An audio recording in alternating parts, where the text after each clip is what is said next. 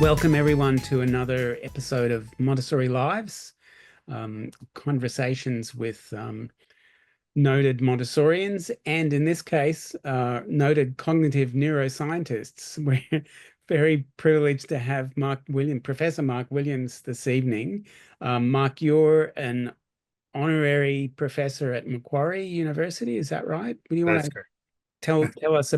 tell us what your qualifications are? Who I am now. Yeah. Yes, I'm an honorary professor now at Macquarie University, and I'm an author and just a speaker at the moment. Um, so having a good life rather than having to go into work every day. So your book that I've been I just loved reading your book probably a couple of months ago. It was such a breath of fresh air to read a book with so much science in it that wasn't weighed down by obtuse words. Um, you had I'd heard that you had a rather circuitous route to becoming a scientist, which may explain why your book is more relatable than most. Do you want to tell that story? Yeah, I wasn't very academic. I actually didn't think I was very bright when I was at school. My mother had mental health issues, and I grew up in a very small country town, and there was very high unemployment and a lot of drugs and alcohol and violence. And back then, in public schools, which there was only public schools in that town, there was corporal punishment, so you get the strap or the cane if you misbehaved. And I and my friends used to misbehave a lot, so to avoid getting corporal punishment, we used to go down to the lake and smoke pot and fish most of the time. So I was a truant from about grade 5 onwards. And then when I was 15, my high school principal, told me that I'd be dead or in prison by the time I was 25. So I didn't really have, well, he told me I should go and get an apprenticeship at the local abattoir, which I didn't fancy because the guys I knew who worked at the abattoir had lost fingers. So yeah, I moved to Melbourne, and I used to do the night shift mainly in service stations, so 11 till 7 a.m., which is a great way to get an education because the people that come in at that time of night in the middle of Melbourne is quite entertaining. And I used to do that because you get paid very well. And then I'd travel through Asia and Southeast Asia and surf a lot until I was 25, ironically. And two of my friends had drug overdoses, which made me realize I needed to sort of change what I was doing. So I went back to school, went to TAFE and did an accelerated TAFE course for my HSC. I didn't really know what I wanted to do. I just knew I wanted to change. And there was a physics teacher who we were both into music. I was always really heavily into music, and we both had reasonably large record collection. So we sort of bonded over the record collections, but then he convinced me that I should go to university. So I enrolled in university. And yeah, I was lucky enough. I got into, well, several, actually got offers, the opportunity to go to several different universities, decided to go to Monash University, and did a double major in psychology and physiology. I did psychology because I wanted to work out why I was as screwed up as I was and why my family was as screwed up as they were. And I did physiology because I've always been fascinated with the way things work. And so I was really fascinated with the way our bodies worked. And I fell in love with neurophysiology. So that's how I sort of got into neuroscience. And then I did a PhD in medicine. And then lucky enough, I worked at Melbourne Uni for about 3 years, and then I got a special fellowship, CJ Martin Fellowship, to go to MIT and work at MIT in the US, which was a fascinating place to work at. I worked at the McGovern Institute for Brain Research, which was in a fantastic place to really learn how to do neuroscience from an international perspective. And it's the #1 school in the world for neuroscience and engineering and computer science and so on. So yeah, it was a fascinating place to be. But it was a different road too. End up And in did neuroscience. your psychology studies help you figure out your background? I think neuroscience did more, to be honest. I'll get in trouble for this because I've worked in a lot of psychology departments, but I find psychology confuses people more than it actually solves any problems. There's a lot of areas in psychology which are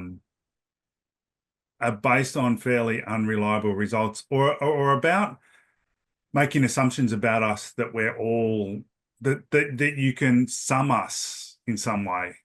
And I think the fascinating thing about neuroscience, if you get into neuroscience, the idea of plasticity really suggests that we're all different because we're all based on our prior experiences, and we all have different prior experiences, and our brain changes based on those prior experiences. And so therefore we're all different. There's not this average that you can use, which psychology very much relies on, this idea of this average. Even those that say they look at individual differences are still looking at large groups of people and whether or not there's, some sort of system in that. And I find that a little frustrating, especially because often it's based on fairly unreliable statistics, and like things like personality, right? Personality disorders don't really exist. Any personality test is extremely unreliable, and doesn't actually tell you what an individual's actually going to act like. I'm personally a bit of a fan of Alfred Adler, and he called his approach individual psychology, Yeah, and yeah. he really felt that psychology should serve the people rather than become an academic discipline. That's why he split with Freud after starting that Vienna school. Yeah, and there are a few like Adler who really was focused on the individual rather than the group. But I think most of psychology is trying to justify itself as a science, and therefore needs to have tests that can be used to diagnose. Yeah. And once you start doing that, then you're looking at averages. And I think we're much more than just the averages. Yeah, well, the profession of psychology obviously hasn't helped much. Just, look around us at the world today. It's such a mess that we're in. We seem so disconnected as a species. What made you call your book The Connected Species? Yeah, I think if you look, there is huge issues at the moment, and hopefully this is just a blip in our history. But if you look at us as a species, we became the alpha species on this planet Earth, not because we're the strongest species. Obviously, there's lots of animals that are stronger than us, and not because we're the fastest species, because there's lots of species that are much faster than us, like jaguars and tigers and all sorts of things. And not because we have the largest brain. There's a lot of different species that have larger brains and much more complex brains than ours. And we actually became this amazing alpha species because of the fact that we're connected, right? Most of our brain has evolved to enable us to connect and collaborate with each other. And we are one of the few species that collaborates across groups, although we're doing less of that these days than we've ever done in the past. But we do collaborate across groups, and we support each other across groups. And most of our brain is actually dedicated to that, to enabling us to communicate, to understand, to empathize, to connect with each other. And that's why I called us the connected species, because we are so connected and we connect across groups rather than keep it staying isolated within groups. And there is tribalism that occurs, but I think that our connection is different to the tribalism that we're seeing at the moment, which is a little bit, it comes from it, but it's not because of our evolution. So, but if we are the connected species, how do you explain that tribalism that is so rampant at the moment in the world? Yeah, so our brains have evolved to detect who's part of our in-group and who's not part of our in-group. And there's multiple different mechanisms for that's always looking for who's part of the in-group. But the amazing thing about that ability is that our in-groups can expand or become more narrow. And that's because if you think about it, when we were hunter-gatherers, because our brain really hasn't changed in the last 20,000 years, right? It's become a little bit smaller, ironically, but otherwise it hasn't changed. And so this last 2 or 3,000 years when we've been living this type of life is a recent thing, and our brains have evolved for us to be hunter-gatherers. And when we were hunter-gatherers, you would have had tribes that you would have been part of, and you would have wanted to know who was part of your group and who you could trust, because we learn really well from people who are part of our group, who are in our in-group. But then occasionally your group would have actually mixed with another group, or for genetic reasons, some of you would have had to have left so that you didn't have inbreeding, and they'd have to join another group. So it has to be flexible and allow us to actually increase or decrease our size. And also you'd come together during, different seasons and so on, different groups. And so we know that our in-groups do expand or decrease based on how we're feeling. And so, for example, there's been great study done with football's fans from the UK, and basically they just got football fans, and they could take, for example, it could take a Liverpool fan, and they talk to Liverpool fan either about the fact that Liverpool doesn't get the same amount of funding as all the other groups and they should be supported more and so on. So narrowed the group to just Liverpool, and then they let them go. And the actual experiment was looking at what happens when they cross the road, and they had someone from Manchester United, who is big rival of Liverpool, come the other way, and the Manchester person would drop papers and stuff in front of the Liverpool person. And if they'd just been talking about how Liverpool isn't supported the way they should be, then the Liverpool person would just walk over it and completely ignore the Manchester person. But if they'd been talking about the English League versus the European League, and how the English League isn't getting the same support as the European League, and how they should get more, and the person would be walking across, then they'd stop and they'd actually talk to the person from the other, right? Because all of a sudden their group had been expanded by what they'd actually been talking about. And so we need to realize that we can expand our groups. Unfortunately, your group narrows and you become more tribal, if you like, when you think that there's something to be fearful of. I mean, this happened in Germany, right? They were in a major recession, and then they were told that they needed to be fearful of certain groups because those groups were actually taking the money and taking the resources and everything. So they became very tribal and very insular. And that's what we're being told at the moment, right? A lot of people have been told that there's issues going on. In the US, we know that Trump got into the position he's in now by convincing middle-class Americans that their jobs were being taken by immigrants, and all these other things, that they needed to protect it. And they were going through a pretty major downturn at the same time. Yeah. And so what we need to do is get rid of the fear. And we need to, of course, fund everybody in a way that we don't have to worry about that, because we could, right? Everybody could actually be paid a good wage without actually, causing much strife for anybody. And so we don't have that fear, and we can then expand our groups again and live more connected, which would be lovely. Except that there is an immigrant, Elon Musk, who is taking all their jobs. So it turns out it's true after all. It is. They just put their money in the wrong hands, right? Which was, probably something they should have seen coming. Yeah. So how did you discover Montessori? When my kids were younger, before they went to school, there was preschool that they went to, which was Montessori preschool, and it was also primary school, but we couldn't send them there just because of how far away it is from where we lived. And so they went to that, and mainly because my wife actually grew up on a community, alternative community. And so she was always, her nieces and nephews had gone to Montessori, as well as other alternative, I suppose you call them alternative schools. She doesn't see them as alternative at all. But that community that she grew up on has no mains electricity, never had mains electricity or anything, and so they all build their own homes and so on. Oh, and so great. You make it sound like a cult.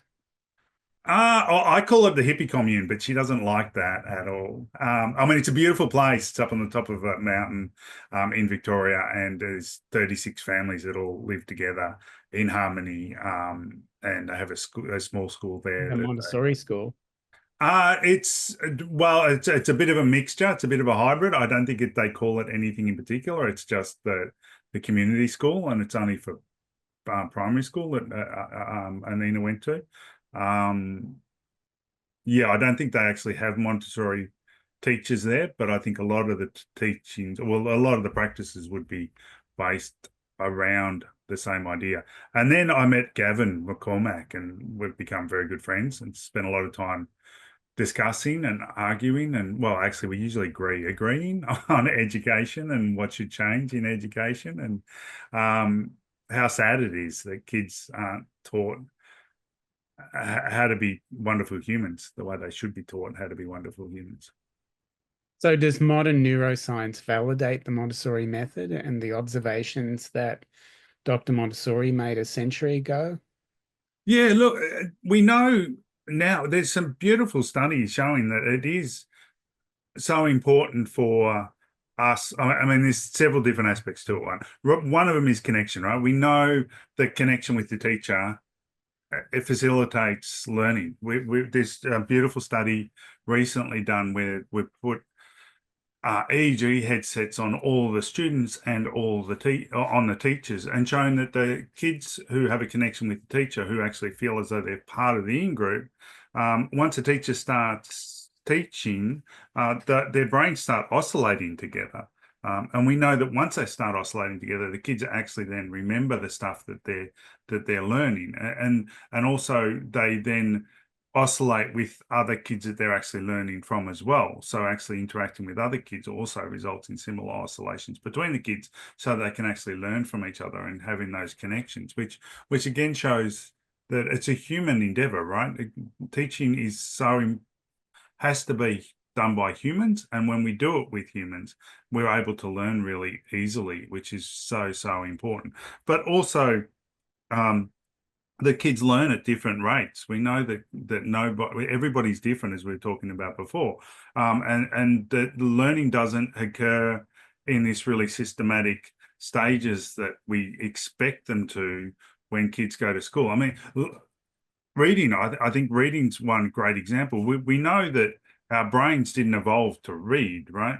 And most people have only actually learned how to read in the last one or two generations. The average across the world is only two generations of being able to read. So our brains haven't evolved to do it. We're using other areas of our brains which have been seconded to actually enable us to read. So, you know, there's this idea in the mainstream schools that kids should be doing this, learning, rote learning words at this stage, and doing this at this stage, and this at this stage, and this at this stage. But just the fact that they are able, that a majority of them actually learn to read, is quite amazing, because their brains haven't evolved to do it. So we should be celebrating the fact that any of them actually learn to read.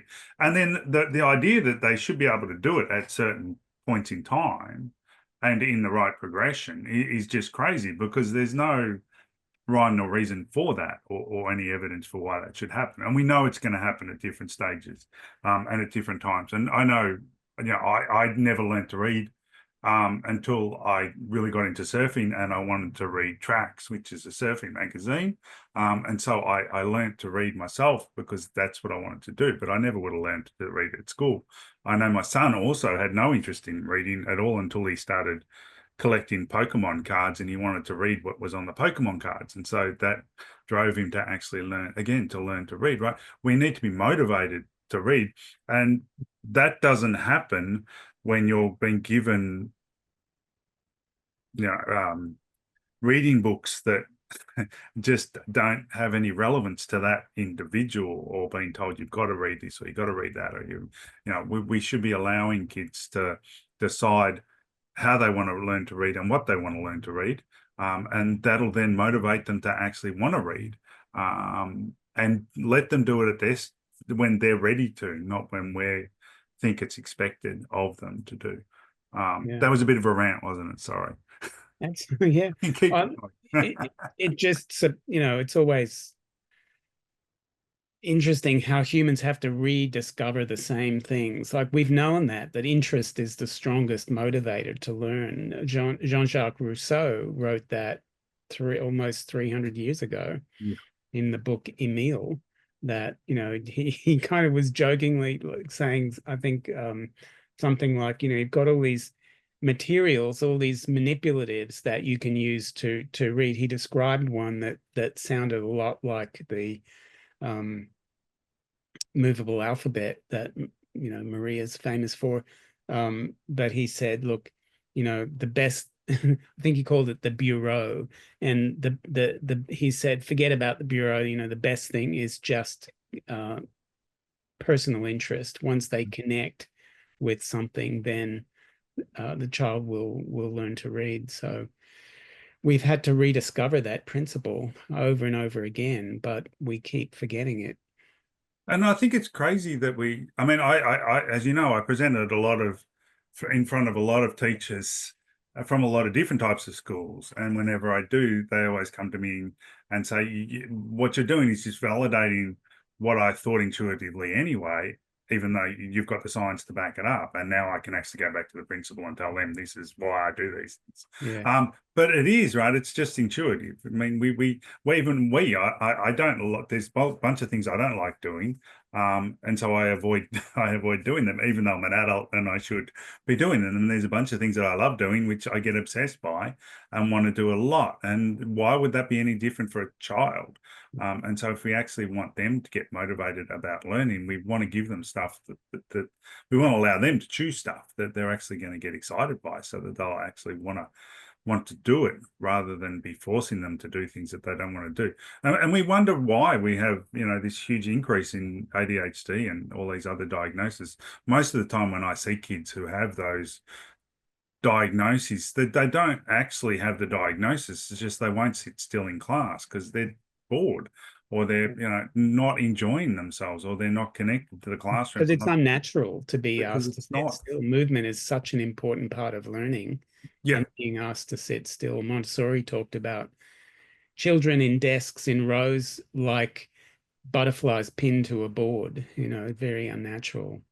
Yeah, and even if you look at the diagnosis of ADHD, it has to be across um, different places, or different locations. So you can't just get a diagnosis of ADHD based on the fact that they won't sit still in class.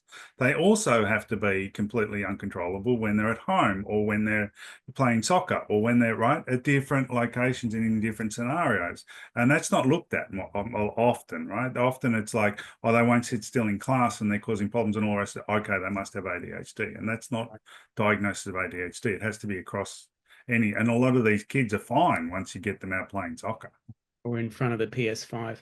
You Yeah, know, it's not I good. one of the things I loved about your book is that it's so relatable, and I often struggle with books, um, particularly science books, but this one, it was so easy to read. It's so down to earth, relatable. You tell stories, you make complex science concepts easy to understand. Um, wh why do scientists insist on using language that separates them from their audience? I'm going to upset people again. I think scientists who don't know their subject very well make it not understandable to people, to lay audiences, because they try to elevate themselves and make themselves sound smarter than they actually are. I had two amazing supervisors when I was doing postdoctoral work. So, one here in Australia, and Nancy Camlish over at MIT, and both of them are very obsessed with the idea that if you can't explain it to a primary school child, then you don't know it well enough. And so we should be able to, any scientist should be able to explain it to a primary school kid. And if they can't, then they really don't know well. And I first started working with schools by starting neuroscience for kinder kids, where I went into kindergarten classes and tried to teach them neuroscience. And I love it, and it's Yeah. great, and they love it, and they have a ball doing it.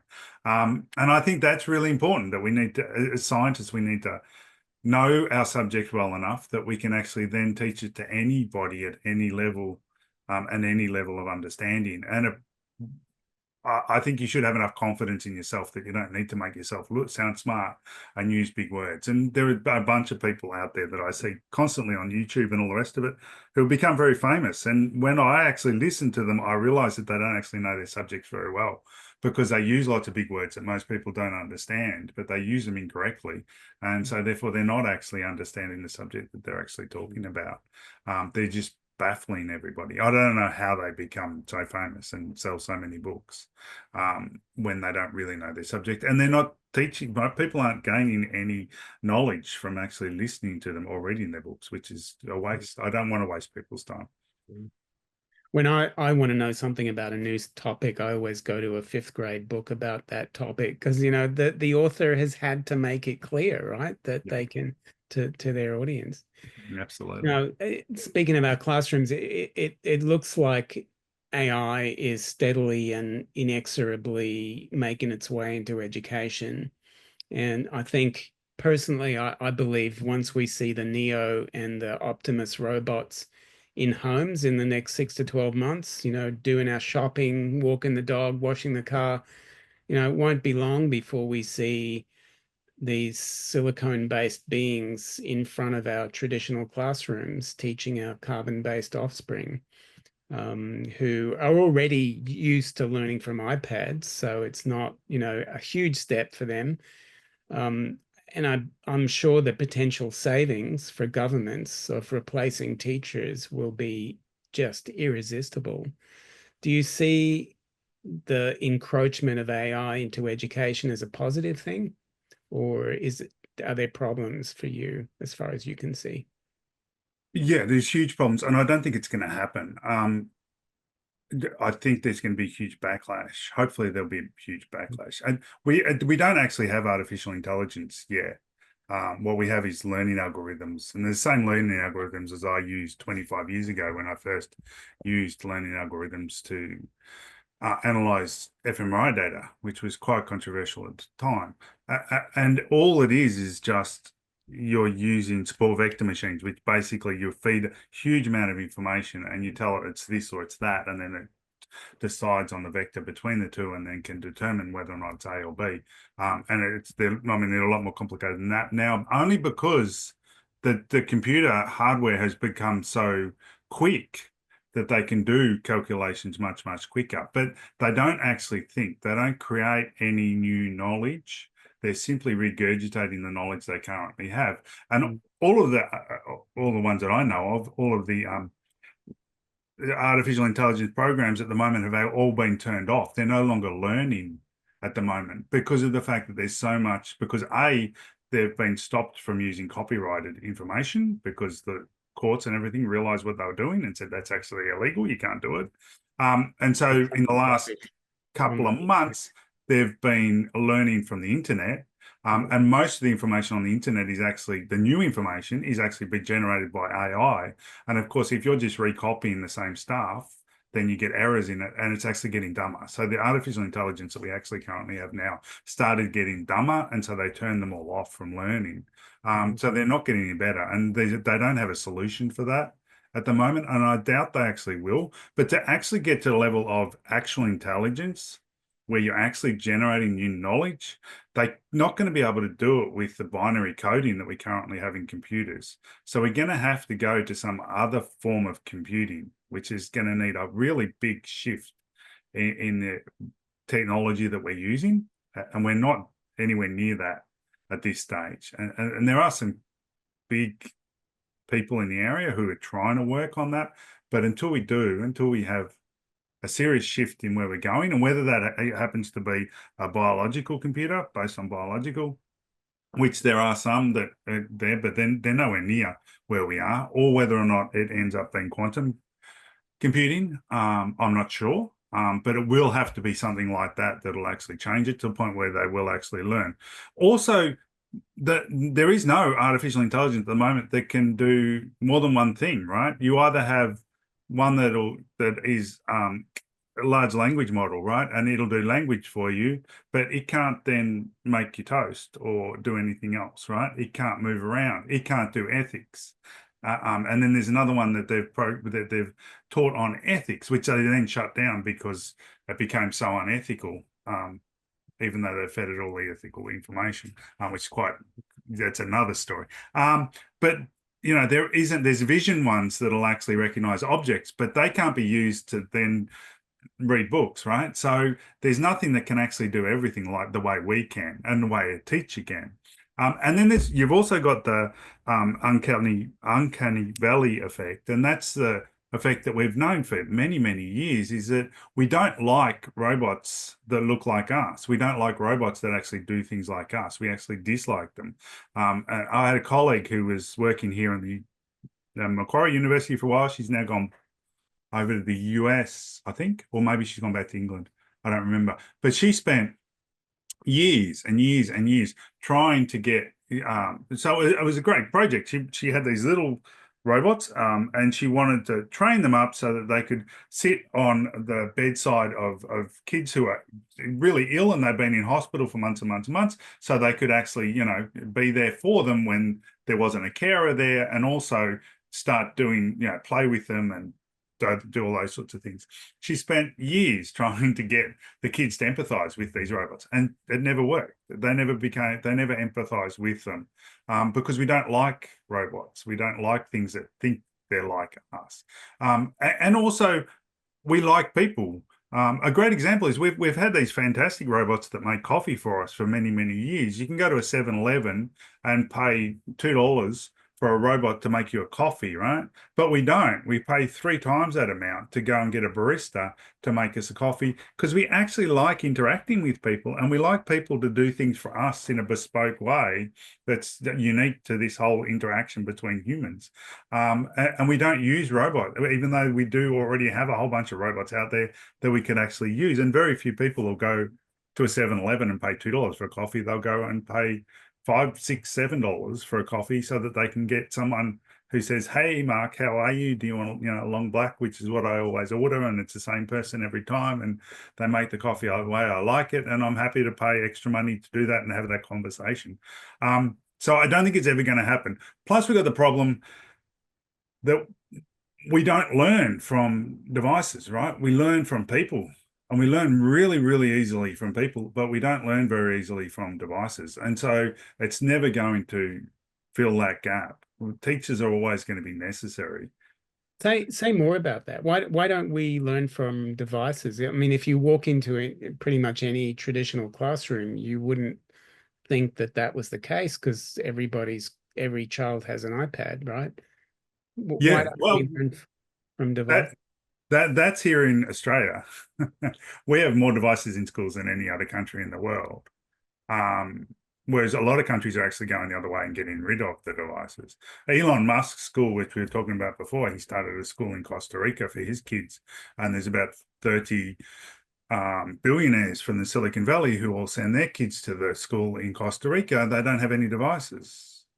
Because they know that you don't learn very well from devices. We know that if you read off a screen, you remember about 25% less than if you read off a piece of paper. And if you watch a video of somebody, you again learn about 25 to 30%, or remember 30% less than if a person actually stands in front of you and reads out exactly the same thing, even if they're doing it just as boring as what they're doing on the video. They've done an amazing study where they had preschool kids, and they were looking at a window, and they told the kids, behind the window there's some actors, and we want you to watch them, and then we want you to do what they do. Or they tell them this is a screen, and you're gonna watch a video, and then we want you to do what and they showed that when they thought it was video, even though it was exactly the same setup and everything else, when they thought it was video, they were about 30% worse at replicating, doing what they were actually seeing behind the screen.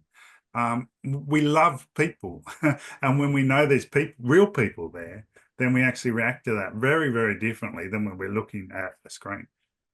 So you don't see a future for humanity like that? That Pixar movie Wall-E? Do you know that one from? Yeah, I think that's where we could head if we don't wake up. But I think that there's so many countries now waking up to the fact that we need a change. It's the UK, Australia, New Zealand, US, Canada haven't woken up. But if you go to places like Italy, teachers teach in front of classrooms. Or, if you go to the Netherlands, teachers teach kids and spend time with kids, and the kids get to do projects that they want to do, and they enjoying the process. And Finland and all these places. Finland's an interesting one because they started actually bringing in the devices, and then last year they announced they're going to spend millions of dollars to put textbooks back into the classrooms because they've seen their outcomes fall and they've seen behavioural issues increase. And we have worse behavioural problems at any country, any of the OECD countries, and we have more devices in our schools than any of the OECD countries. So, we've got to actually wake up. And yeah, So, I talk to politicians a lot, and a lot of them will say, well, we can't do that because we're going to need the computers because we're not going to have the teachers. And my response is get rid of the computers and you're going to have more teachers because teachers are actually going to want to be in the classroom because that's what teachers do. They teach. They don't sit behind screens. And pay them properly. So, Australia had that social media ban pass last year. Does that make you optimistic about where Australia's headed?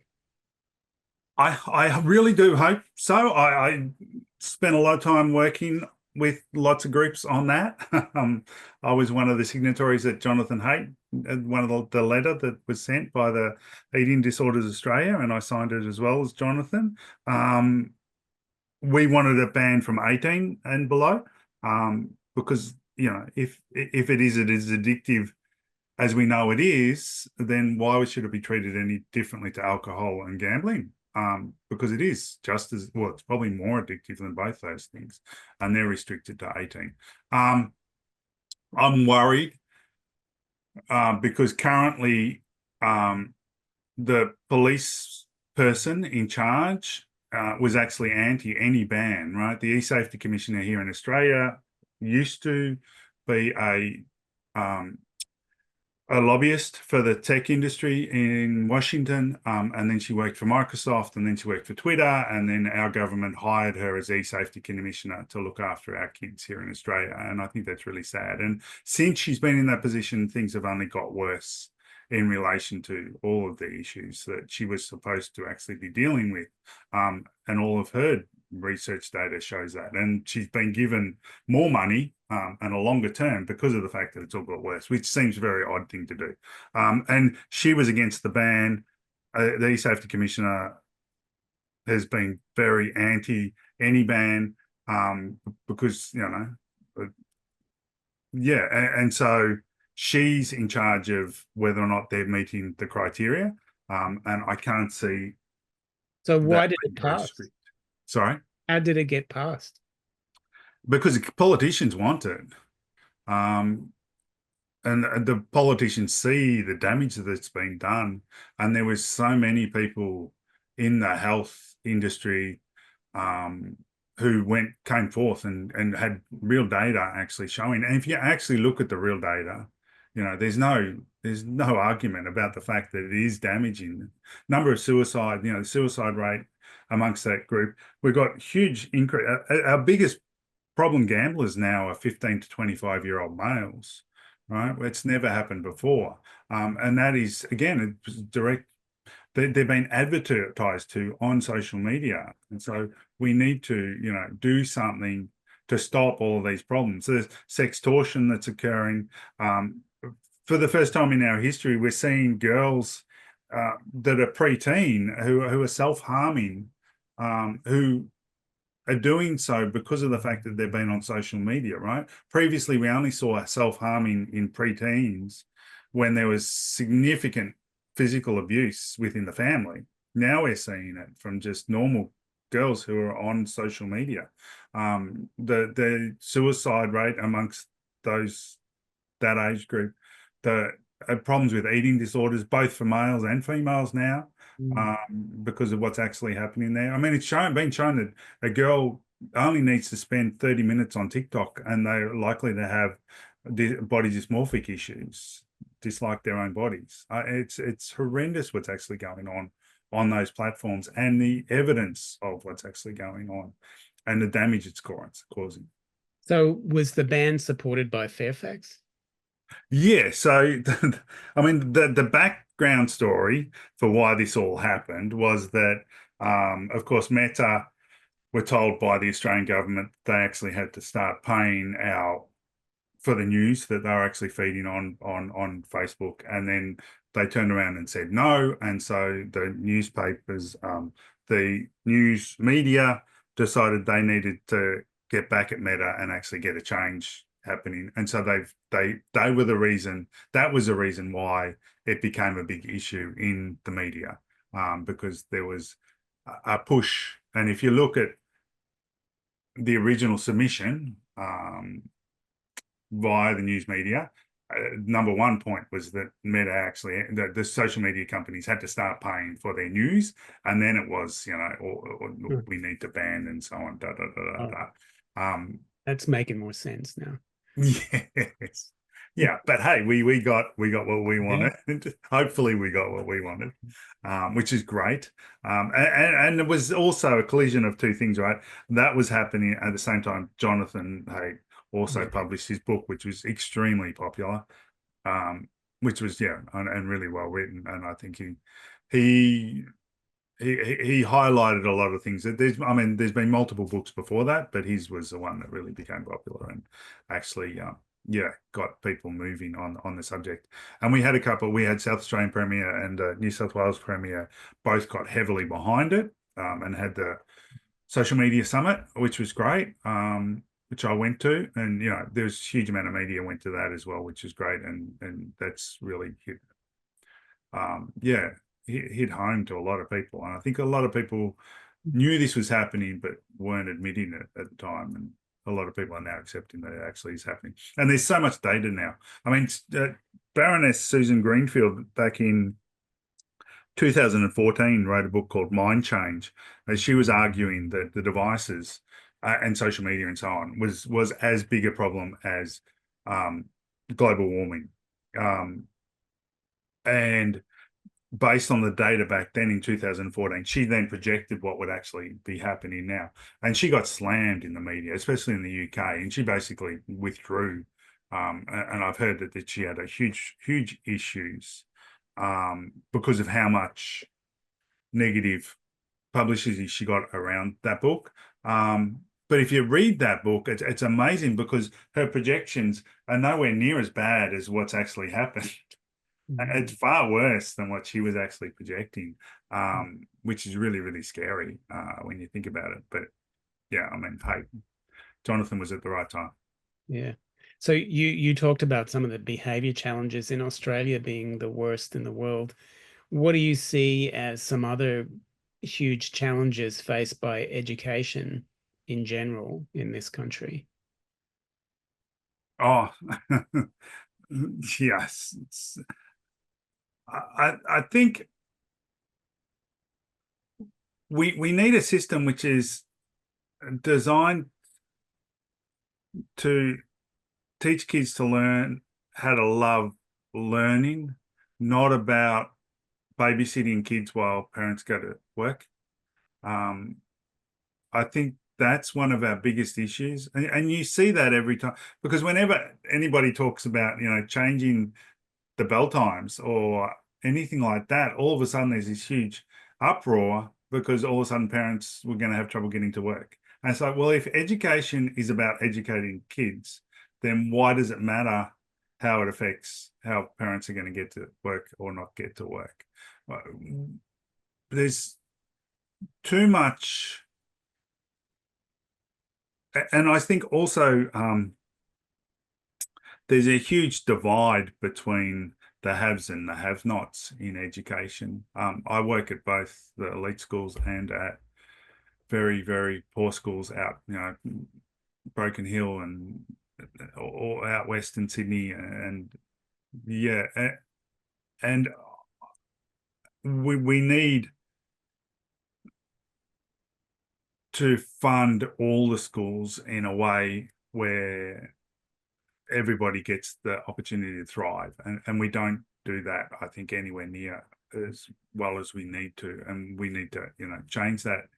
We also need to move back to teachers being teachers, right? In that teachers need to connect with the students, and we need to realize that it's a human thing that we do as a teacher, and we connect with the students first, and then we actually teach them. And it's really, I go into a lot of schools, and the first thing I say is that one of the first things I say is that teachers need to touch students more often, and I always have multiple principles fall over, but they do, right? We need to actually be humans, and when you see someone crying, your first response is to put your arm around them.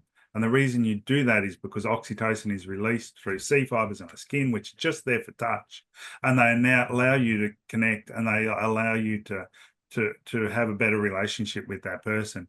And this movement in schools to remove any sort of touch, has really caused, I think, a lot of issues within schools, because there's not a relationship between the teacher and the students anymore. Now, the teachers are very removed from the students, and that's not human. That's not who we are as humans. So we need to get that back, and we need to have systems in place. Teachers need to be given the authority and the respect that they deserve as professionals, where they're told, here's a bunch of students, now teach these students, not here's a curriculum and you've got to go through all the stages of this curriculum, and by the end of the year they've got to all know all this, and then they've got to get good NAPLAN results, because then your school's going to get better funding. So teachers need to be allowed to teach. We need to get rid of all testing. There's no reason to test kids, right? The only reason we're testing kids is so that the school can say we're a really good school because we're getting good marks, or the government can say these schools are doing really well because they're getting really good marks. A teacher knows how well a student's doing without actually testing them, if they're a good teacher. And so there's no reason to actually test any kid. And when you actually test a child, they actually forget most of what you just tested them, because their brain goes, oh, I've just been tested on that subject, so I no longer need it anymore, right? If you test a child and then test them the next day, they'll know 25% less, because you delete all the information while they're actually sleeping. So testing is actually working against us if we actually want kids to remember what we're trying to test them. So getting rid of all testing from schools, I think would probably be the first thing I'd do. And then I would have a major program around opening schools up to the community, so they actually become part of the community again. Do you talk like this to politicians when you talk to them? Yeah, I do. Yeah. So do you think Montessori offers some answers to the problems in traditional education? Yeah, absolutely. I think the fact that, things like having teachers who are connected to the group of students, and they're at different levels, and the students within it can actually teach each other, which is another thing I try to get teachers to think about in more traditional schools, is getting kids to actually teach each other and to actually support each other, because it's so important, and to have kids at different levels so that they can actually help each other, because then they become part of the in-group, and then you've got kids, and having the same teacher for longer periods of time, so that they can actually really connect with the students and really get to know them, and really, bring them along on the whole journey. I think all of those things are really important. And then, doing it in real life, right? Actually playing with things and creating things and so on. I have a very good friend who's an architect, and he and his best buddy from years ago have a very successful architect business, but they no longer hire graduate students, because he said that all the graduate students learn at university to do all of their architecture stuff on CAD, which is on a computer. And so when they come and work with them, they actually create stuff that doesn't stand up, it just falls over. And so they have to then send it to engineers to get the engineers to re-engineer it so that it'll actually stand up, because they've never actually created anything. And like he was saying, when he was in architecture school, they'd build models. They'd have to take a model in, and you could see that bits wouldn't would fall over or whatever when you actually build a model. And so, actually creating stuff and doing model and doing real stuff in the real world, which is where we live, and having relationships with people over longer periods of time. It's all so important for us as So humans. when you say this sort of thing to politicians, how do they respond? Do they say, like, we know, but we just can't do what you're saying? Or does it come as a surprise to them, these kinds of things that you're talking about? Yeah, no. So most of the time, It depends on which aspect. If talking about devices, that often comes as a surprise because they've been, fed a different story. And so when you actually show them the data around that, they're often surprised and they're willing to actually think about it. But nothing's happened so far. I've spoken to, people, directors and so on within education departments. And again, it's this whole, whoa, I didn't realize, da, da, da, da, da, but how do we move back now? How do we shift this now? Which is often the problem. When I talk about things like touch, I was at a wonderful school a little while ago, where they actually have a a policy around touch, which is that the teachers actually have to touch the students, and they won't hire a teacher if they're not actually willing to actually touch the students, and give them a cuddle if they need it, and so on. Which is wonderful, and the principal there is amazing, and she's like, yeah, I occasionally get pushback from the Department of Education and NESA and so on, but there's nothing in the policies that says we can't do this, so I continue to do it, and she does a lot of things that they're told they're not supposed to do, but there's actually nothing in the policy that stops them from doing it. So I think, there are some schools that are doing positive things, and a lot of the schools I talk to start moving towards that as much as they feel they possibly can. But we need a big shift. We need governments to actually go, hey, yeah, we want to do something revolutionary here and really change what's actually going on in schools, because it's important, because it's so important, right? The big problem is, we have this whole 3-year government thing, and we have two groups that fight each other the whole time rather than actually working with each other. But hopefully we'll get things changed. I'll keep working on it. I'll keep talking to politicians. I'll keep going to Department of Education, different states. And well, so we've had this model of education that's been around for 120 years or so, that's proven, it's worked in every country around the world. It's got a research base. Why is Montessori not more widely accepted? Why isn't it better known as a possible solution if, like you say, it offers so many solutions to the problems in education and society, and it's got a proven track record? It's not some new fad that's come along in the last 10 years. Why is it not more? Why isn't there a Montessori school on every street corner? Yeah, I mean, it'd be beautiful if we could do that, right? I think it'd be wonderful if that could happen. I don't understand why we don't have. I mean, I don't get it. But I don't get most of the stuff when I go to and talk to politicians and so on. I'll give them steps, right? You could just do this, or you could just do that. And even that, they're often not willing to move on. They like the idea, and they shake my hand and they smile and they're very polite. But nothing actually happens. And that I get frustrated by.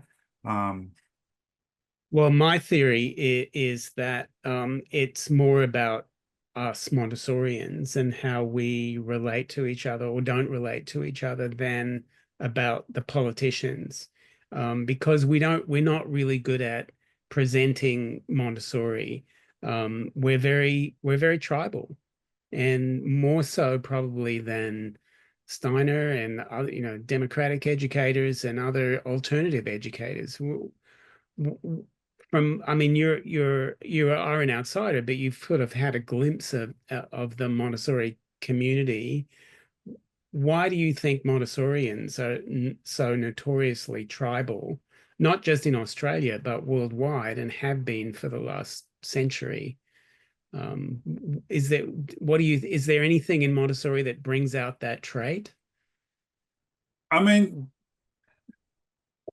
when you look at why you get tribes, when you get this shrinking of in-group, It's usually because there's a belief that they're different, or there's a belief that something is being taken away, or that there's something that they need to protect, right?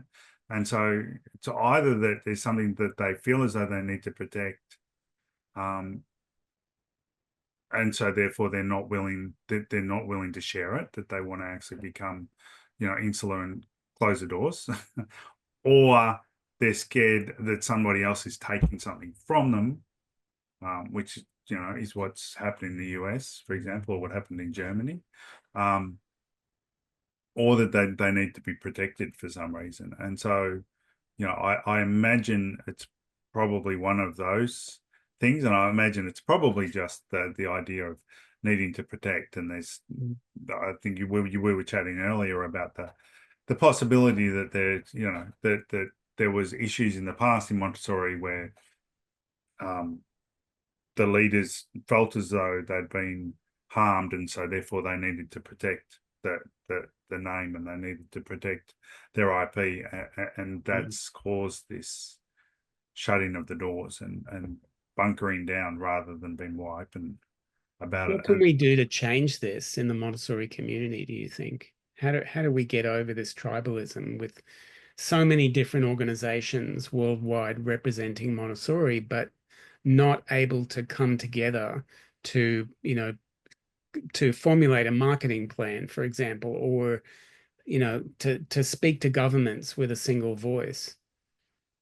How do we get over ourselves? Great question. I, it's a matter of creating of getting those key people in the same room and touching each other to begin with, appropriately and with consent. But yeah, actually touching each other and creating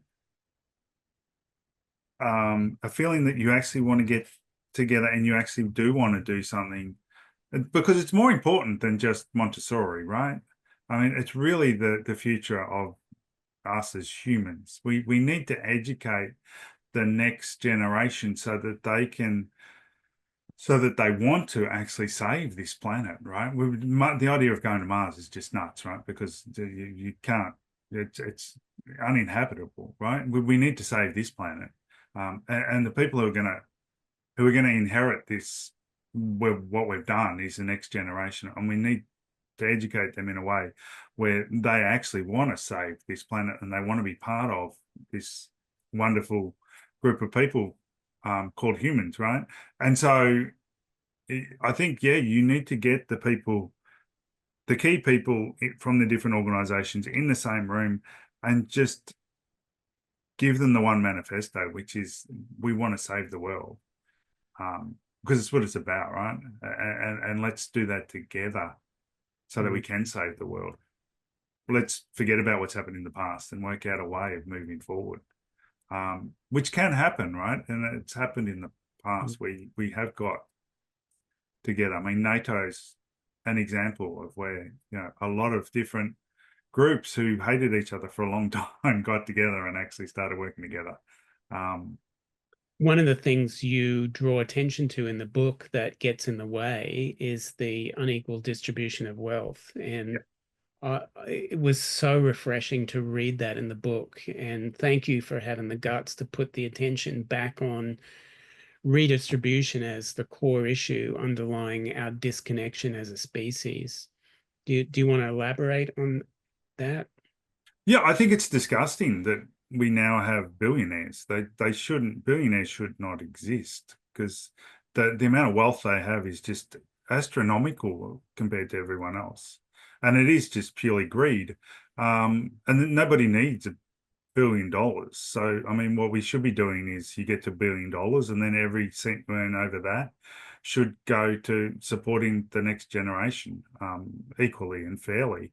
And there's a lot of economists out there who have done the calculations and try. I mean, even Elon Musk, I think he would only have to give up like a quarter of his wealth, and he could solve poverty and a whole bunch of different things around the world overnight if he wanted to. And so, yeah, I think we've only ever got to this. We've got to this stage in previously where there's been such a huge divide between the 0.1 percenters and everybody else. And every time that's happened, we've either had a revolution. In Russia, they cut off all their heads, and in France, they cut off all their heads when we got to this extreme difference between the two, and they were doing ridiculous things with their wealth, and everybody else was poor and was dying and all the rest of it. Or we've had world wars, right? World War One and World War Two cause a huge change in poverty and in the distribution of wealth, because they started England, Australia, UK, the US all started taxing the wealthiest people at like 90%, right? And the tax rates went up to about 90% for the wealthiest people, and they stayed at that until about the 70s, 60s, and 70s, and 50s and 60s and 70s were boom times for the middle class and for the poor, right? Because of the fact that the wealthy were being taxed at such a high rate. And that's what we need. We need something to happen so that we can go back to that, where people who are, I mean, just that, right? You could just simply go, anybody over $1 billion now gets taxed at 90%. We would have more than enough money to create incredible Montessori schools everywhere. And all the teachers being paid lots of money, and it's like Finland, where all teachers do both a degree and then they do a master's degree afterwards, and they're treated the same as doctors and lawyers and so on. And it's a prestigious profession to get into. It's a difficult profession to get into, because everybody wants to be a teacher, and we could do that easily if we wanted to. And it's horrendous. I work at some schools where they can't have a teacher in the classroom because they just don't have money to pay for another substitute teacher, and they have so many teachers off on mental health issues and problems. And so that's not right? These kids are missing out on education who don't deserve to miss out on an education, because we have these extremely wealthy people in society who aren't helping and aren't really part of the solution. If you're not part of the solution, then yeah, we should tax you. Is that a bit You hard? are a dangerous man, Mark Williams, and you I'm use not lucky enough. I'm old enough and ugly enough now just to say what I think. I'll truth. get a lot of backlash from it. I always do. Well, I look forward to hearing more about your thoughts and your book at our conferences on the Gold Coast and in Perth. Thank you, Mark. Thank you for having me. And thank you. Nice to see everyone I've met before. And I'll hopefully see you all again soon. Yeah. Thanks, Mark. Thanks, Mark. Yeah, thank you very much. See you. Always good.